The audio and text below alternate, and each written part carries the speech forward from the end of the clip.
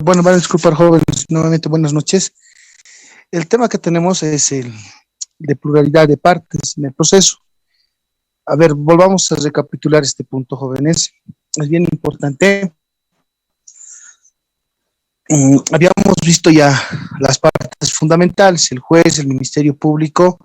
En el anterior tema habíamos visto las partes.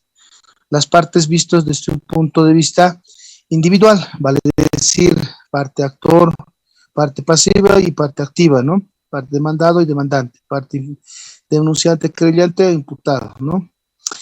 Pero ahora también hay una particularidad, también habíamos estado apreciando que dentro de las partes del proceso habían existido un conjunto de participantes, ya sea tanto en sujeto activo como en sujeto pasivo, que podrían haber una cierta pluralidad de partes.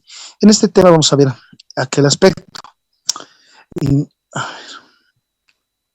vayamos por la definición de litis consorcio. Litis consorcio está por unas palabras latinas compuesta por dos, litis, que se refiere más a pleito, contienda, disputa, litigio, ya, eso es la litis, el conflicto, y consorcio, que viene a ser consortium, que viene a ser un conjunto de personas. Entonces podríamos entender que litis consorcio es aquella pleito entre conjunto de personas, ¿ya? Al decirnos referirnos pluralidad de partes, nos referimos de que en una parte podría haber varios sujetos, podría haber tanto un demandador como también podría haber una pluralidad de demandados, ¿ya? Entonces a eso nos referimos cuando hablamos de pluralidad de partes en el proceso, ya no solamente un demandado de forma individual, sino podrían ser tanto una cierta cantidad de personas que demanden y otra cierta cantidad de sujetos pasivos quienes sean los demandados, ¿ya? En ese sentido podemos decir que los sujetos procesales en todo el proceso se hallan en una situación jurídica de doble igual y contradicción. Esto habíamos visto en la situación jurídica en el anterior tema, estos principios de doble igual y contradicción, ¿ya? Al referirnos a la posición de doble de las partes, denomina también como un principio de la dualidad de las partes. En todo litigio, los juicios, los sujetos procesales o partes aparecen en dos posiciones, de tal manera que no puede haber un proceso sin partes, con una sola parte, ni procesos con tres partes o más.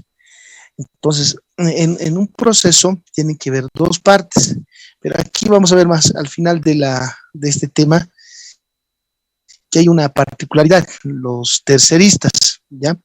Pero que vienen a adherirse o excluir a otra parte. Pero en este caso, la esencia de esta figura del litis consorcio son dos partes, un sujeto, una parte activa y otra parte pasiva, ¿ya?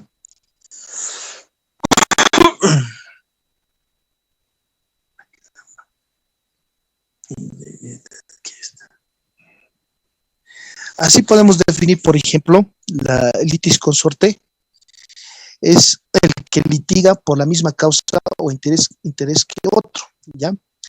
Formando con una sola parte, ya sea de actor o de reo demandado o en el pleito. De esta manera que la palabra litis consorcio se emplea en derecho procesal para denotar la presencia en un mismo pleito de muchas personas en calidad de actores o de demandados, ¿ya?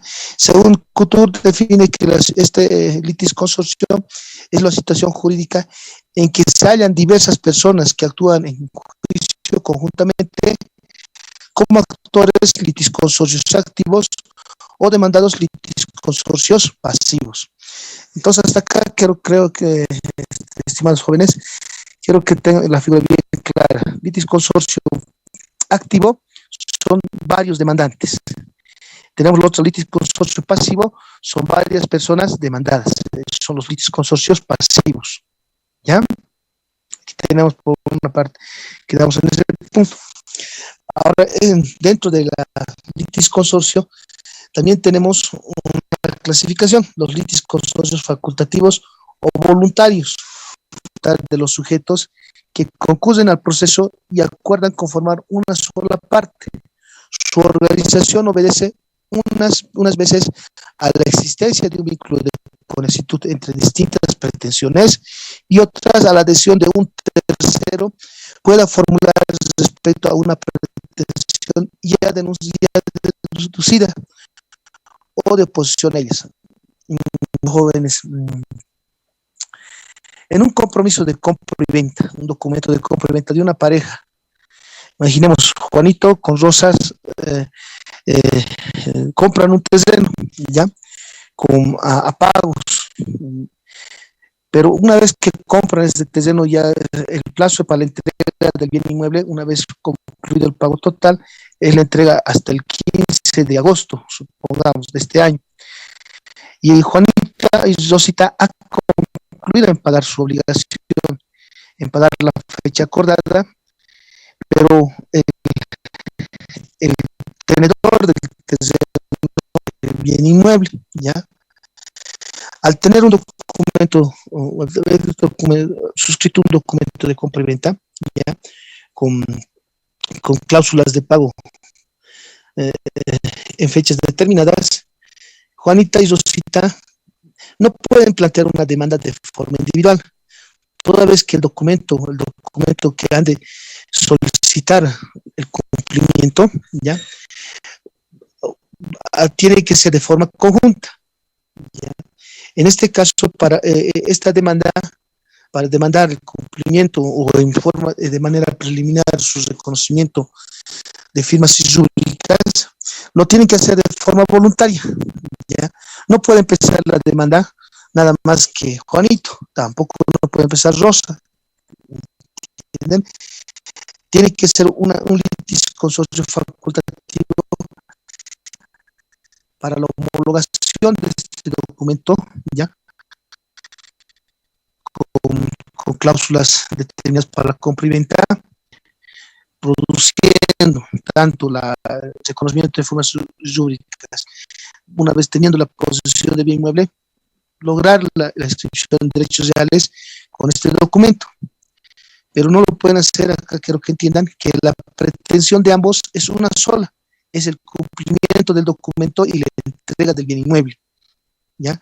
Que ese documento en la sentencia tienen que los dos, en su pretensión, tienen que salir, que una vez consolidados el reconocimiento de firmas jurídicas de este documento, el juez ordene la inscripción de este documento en compra y venta ante derechos a favor de ambos. Entonces es una sola pretensión. Entonces este litis consorcio es facultativo o voluntario, que lo hacen por acuerdo de ambas partes o en su defecto tienen una pretensión en común, ¿ya? Ahora veamos a ver otra clase de litis consorcio, la litis consorcio necesario, ¿ya? Se llama litis consorcio necesario cuando la sentencia puede dictarse de la relación jurídica sustancial controvertida en el litigio, de tal suerte que la eficacia de este necesita o requiere la cita conjunta de todas estas personas. Generalmente estas litis consorcios necesarios, jóvenes, se dan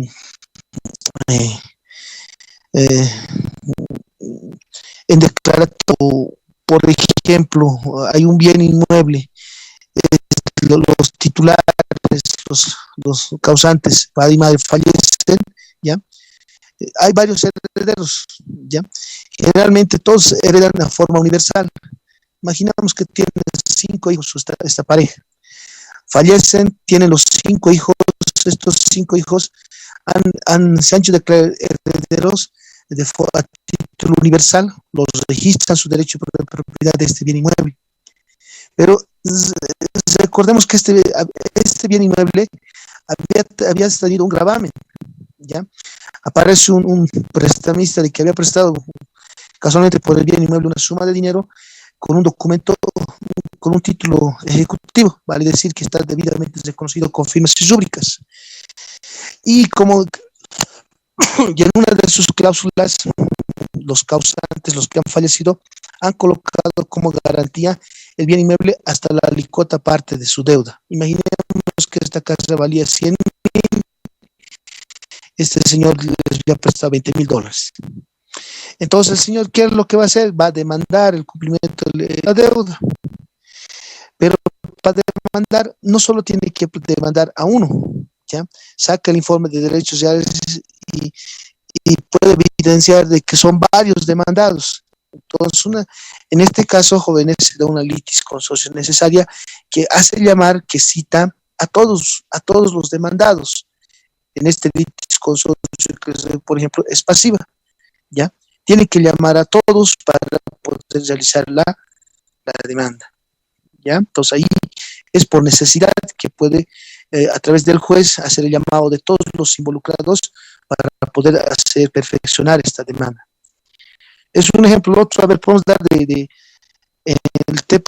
tema de adopción, cuando padre y madre existen y no, generalmente los temas de adopción ahí son huérfanos o en su defecto son de papá o de mamá solos. Entonces, pero cuando hay casos que están los dos padres y quieren dar en adopción a su, por mandato del juez, tienen que estar ambos constituidos para ser demandados por esta vía de la adopción. En este caso también hay un litis consorcio ya necesario, ya, los que tienen que estar ambas partes que han de estar dentro de ya sea un litis consorcio activo o litis consorcio pasivo, para que este proceso, hasta este punto está claro, ¿no? ¿O tienen alguna consulta, jóvenes?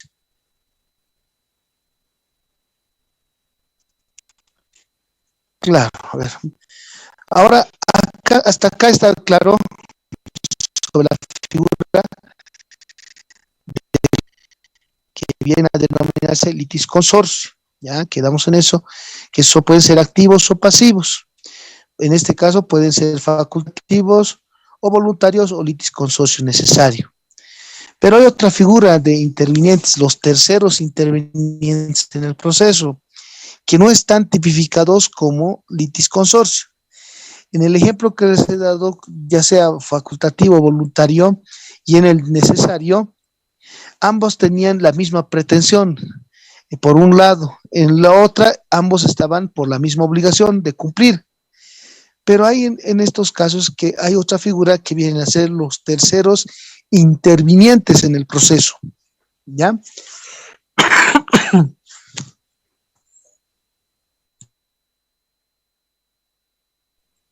Al respecto, podemos decir que los terceros intervinientes en el proceso, las tercerías, podemos definir como la incorporación de un tercero en un proceso pendiente en forma voluntaria o provocada,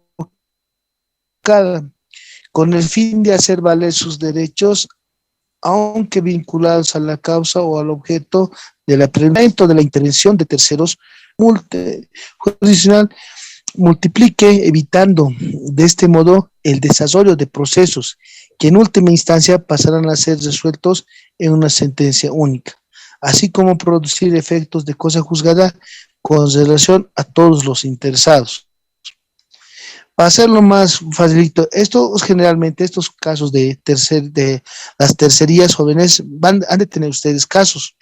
Generalmente también se da esto en sucesiones hereditarias, jóvenes. Cuando hay bienes inmuebles, imaginemos que hay una disposición de un bien de hijos dentro del matrimonio, que están disponiendo de un bien inmueble que lo han llegado a adquirir por vía de la herencia, ¿ya? Pero hay un tercero, un hijo que no ha sido dentro del matrimonio, ¿ya? Pero que sabemos nosotros que todos los hijos son iguales ante la ley, ¿ya? En la alícuota parte que les corresponde. Y se aparece ya en plena transferencia, en un perfeccionamiento, o ante un juicio, imaginemos con el banco, por ejemplo, estén ganando, ahí aparece este tercero interesado, puede plantear, al enterarse de que se está llevando, o el banco esté en pleno proceso de ejecución de este bien inmueble, imaginemos el mismo ejemplo, sea de $100,000 su alícuota parte, el banco esté cobrando sus 50.000, imaginemos que hay una deuda de 50.000 bolivianos. El banco cobra sus 50.000 bolivianos.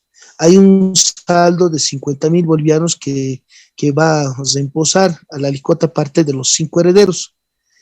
Ahí se entera este tercero interesado, ¿ya? O de dominio preferente, dice: yo también soy hijo del saldo que sobre de la liquidación de este bien inmueble, también me corresponde a mí, y presenta todos sus documentos. Ya puede hacer previamente su declaratoria de herederos y apersonarse ante este proceso, un proceso ejecutivo, ¿ya? Es un ejemplo, jóvenes, en que los terceros, no necesariamente estos terceros intervinientes en el proceso, no necesariamente tienen que estar como un litisconsorcio, ya sea necesario o facultativo. Estos terceros pueden entrar dentro de un proceso como terceros interesados, como su nombre lo indica, ¿ya? Entonces, es una característica bien particular de estos terceros intervinientes dentro del proceso, que lo pueden hacer. También existen diferentes modalidades, ¿no? Estas tercerías, las tercerías coadyuvantes, cuando tienen en su demanda, pueden estar a favor del demandado, o pueden estar excluyendo también a alguna de las partes, ya sea actores pasivos o actores eh, activos o pasivos, ¿ya? La tercería coadyuvante, por ejemplo, es aquella que se presenta apoyando la acción o derecho de alguno de los sujetos procesales, ya sea del ejecutante o del demandado, o del ejecutado o del demandado, con fundamento de tener interés común. La tercería coadyuvante se llama también adhesión procesal. Vale decir que dentro del proceso, imaginemos el mismo ejemplo para tener presente de varios herederos, podría él hacer una tercería coadyuvante dentro los ejecutados de estos 5 herederos, podría ser una tercería coadyuvante. Yo también soy heredero, estoy demandando que en la parte que me corresponde de la liquidación de este bien inmueble que se está sujeto a liquidación, se me incluya en la disposición del saldo que se liquide de este bien inmueble, ¿ya? Hay un ejemplo de una tercería coadyuvante. Y la tercería excluyente es aquella que reclama un derecho exclusivo o singular que se opone tanto a los derechos del actor y a los derechos del demandado. Entonces, ustedes en la práctica han de ver estas dos modalidades de tercerías, ya sería de tercería coadyuvante o de tercería excluyente. No necesariamente estas tercerías tienen que estar dentro o tienen que ser parte del litisconsorcio activo o del litisconsorcio pasivo, ¿ya? Entonces, ahí va una diferencia. Una cuestión son la pluralidad de los litisconsorcios, y otra cuestión son las tercerías. Y para concluir, jóvenes, de las evicciones, siempre cuando han estirado la compra y venta, ya sea de bienes muebles o inmuebles, han colocado las garantías de evicción, ¿no? La evicción como la pérdida de un derecho por sentencia firme y en virtud de derecho anterior ajeno. En lo referente a prestar la evicción, cumplir el vendedor su obligación de defender la cosa vendida o sanearla cuando es eficaz en su defensa. Ya esta garantía de evicción generalmente la otorgan los vendedores, ya cuando venden o han dispuesto algún bien inmueble, otorgan esta garantía de evicción. Ustedes conocerán en los documentos de compra y venta, se colocan garantías de evicción. Yo, vendedor de buena fe, saldré a las garantías de evicción en caso de cualquier conflicto de la propiedad. Eso significa que en caso de conflicto de la venta o la disposición de algún bien inmueble, el vendedor, ya el sujeto activo en todo caso, tendrá que salir a las garantías de evicción como un tercero para hacer prevalecer la compra y venta. Por eso nuestra legislación sigue vigente y los realizamos generalmente todos los documentos de compra y venta, ¿ya? Así tenemos en nuestra legislación, el vendedor está obligado a garantizar la legitimación del derecho que transmite, es decir, la inexistencia de vicios o defecto alguno en el título de propiedad a ser transferido. Por tal razón deben asegurar al comprador que su título es bueno y que nadie puede perturbarlo en el goce, disfrute o disposición de la cosa transmitida. Ahí podemos dar lectura a los artículos 614, 1272, 1480 del Código Civil, ¿ya? Tenemos otros artículos del 75, 78 y 624 también del Código de Comercio. Entonces, jóvenes, esta es la parte de ya concluyendo el tema de las partes, de los partes en el proceso. Pero básicamente, estas son algunas excepciones que se dan. Pero como habíamos visto, jóvenes, la esencia del proceso, tanto en el proceso civil, en el proceso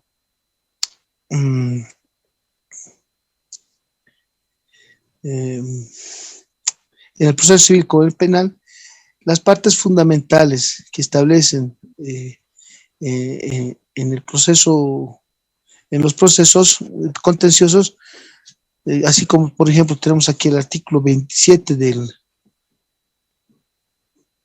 procedimiento civil, ¿ya?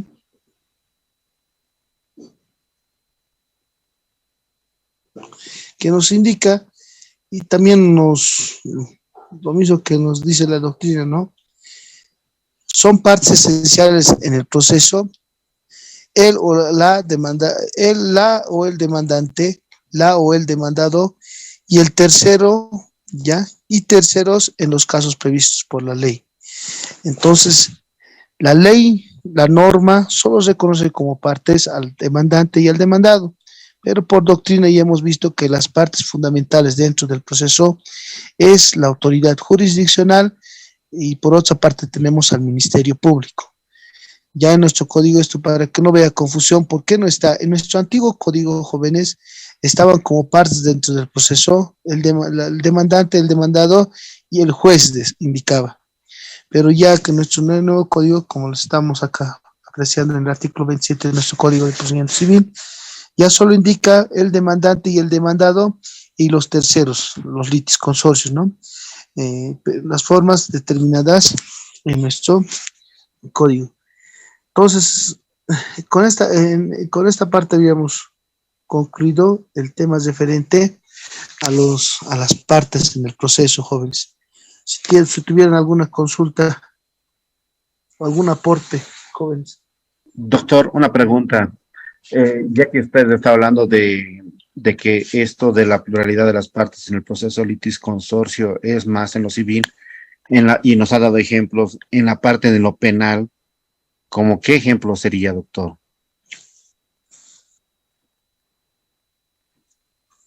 A ver, la materia que nosotros tenemos llevan derecho procesal orgánico. Todas estas categorías, les reitero, es bien importante manejar estas categorías, estos institutos que estamos ya apreciando. En ese sentido, también en materia penal, también existen estas figuras, ¿ya? Nosotros, cosa de que se vuelva un poquito más, podamos entender estos conceptos, se nos da estos ejemplos que se dan comúnmente en materia civil, que ustedes lo han visto en esta sucesión hereditaria, en la compra y venta, pero también se da en materia penal y administrativa, ¿ya? Imaginen ustedes en un accidente de tránsito donde hay varias víctimas. ¿Cuánto vamos a tener una pluralidad de un litisconsorcio activo, ¿no ve? Porque hay varias víctimas que van a demandar, solo en este caso, si han fallecido, imaginemos el conductor, van a demandar al dueño, al propietario del vehículo. Entonces ahí solo va a haber un solo demandante, pero va a haber una pluralidad de demandantes, ¿ya? Ahí en materia penal se podría dar. Cuando sufren una estafa múltiple, varias personas estafadas, también se va a dar esta situación del litisconsorcio, que varias personas van a demandar, ya sea por estafa o estelionato, a una sola persona. En materia laboral, también se da este tipo de figura de litisconsorcio. Cuando una empresa se ha declarado en quiebra, ya los primeros que demandan de manera preferente en el litisconsorcio se adhesionan en una demanda, ¿ya? Y se les paga conforme vayan demandando o como terceros coadyuvantes puedan ir subiendo dentro del proceso. Ya también se da en materia laboral. En materia administrativa lo propio. Cuando varios eh, servidores públicos tienen un proceso administrativo que tengan un mismo hecho que involucre a varios servidores públicos, ahí también se dará esta figura del litis consorcio pasivo, donde varios servidores públicos, donde hay un hecho administrativo, han estado involucrados varios servidores públicos, también se va a dar esta figura. Entonces, no es solamente esta figura, este instituto jurídico del litis consorcio, no es exclusivamente que se da en materia civil, sino también se da en otras materias, ¿no? Como hemos visto en los ejemplos cortos, jóvenes. Gracias, Eric. A ver, ¿alguna otra pregunta, jóvenes?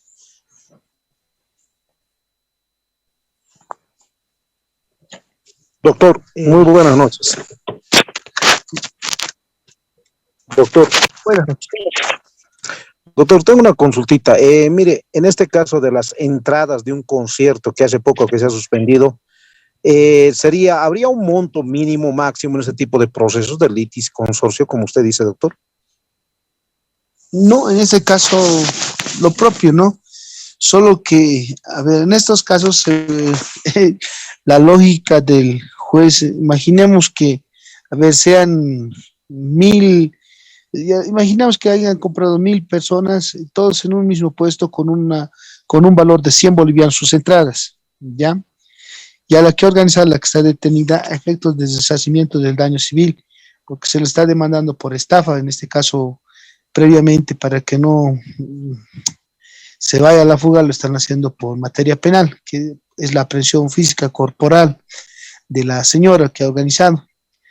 En este caso, ya cuando vayamos por los 100 bolivianos, se iniciar el ejemplo, que un interesante ejemplo, ¿no? Se iniciar un proceso desde resarcimiento de daño civil, porque toda vez de que este documento, esta compra-venta, este ticket, se ha de determinar que es un instrumento para que sea repuesto el monto, ¿ya? Entonces el juez lo podrá hacer, si va a haber este litis consorcio de todos han demandado por la vía penal estafa, ¿ya? Lo han demandado, luego de concluir el proceso penal pasarán a un proceso de juicio de ejecución, y el juicio de ejecución es meramente el resarcimiento de daño civil, que se aplican las reglas civiles para la reposición del daño civil ocasionado por este delito, ¿ya? Pero sabemos que han de ser los primeros 1000 que han de iniciar, luego los otros que han sido afectados van a ir planteando sus demandas, si ellos han recuperado nosotros, ¿por qué no?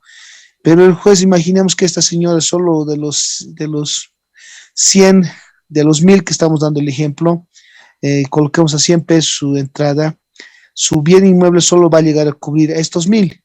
Entonces el juez, por una forma de premiarles ser más cautos con la demanda, y ser los primeros que han demandado, solo va a dar la preferencia de cubrir a ellos primero pagar. Y luego los otros que demanden, si bien van a aprobar su demanda, pero el juez no les va a dar prioridad para ponerles a los otros, sino a los primeros que demanden. Esta misma figura, esta misma lógica se aplica en materia laboral. En materia laboral, cuando se hace se hace con medidas provisionales el registro de los bienes inmuebles de los empresarios, una vez liquidando los mismos, se paga, el pago se hace a la alícuota parte de los que primero han planteado la demanda. Ya, si alcanza de la venta de la empresa, de su casa, de su domicilio, del empresario, sobra algún dinero, recién se puede ir pagando a los otros que han ido demandando. Es como una forma de premiar a los que primero han planteado para que se respeten sus derechos. ¿Ya? Muchas gracias, doctor. Le agradezco. Listo. ¿Qué te llamas, papá? Hernán Conde. Hernán. Listo, jóvenes. Bueno, jóvenes, nos vemos la próxima clase. Tengan buenas noches. Hasta luego, doctor. Que le vaya bien.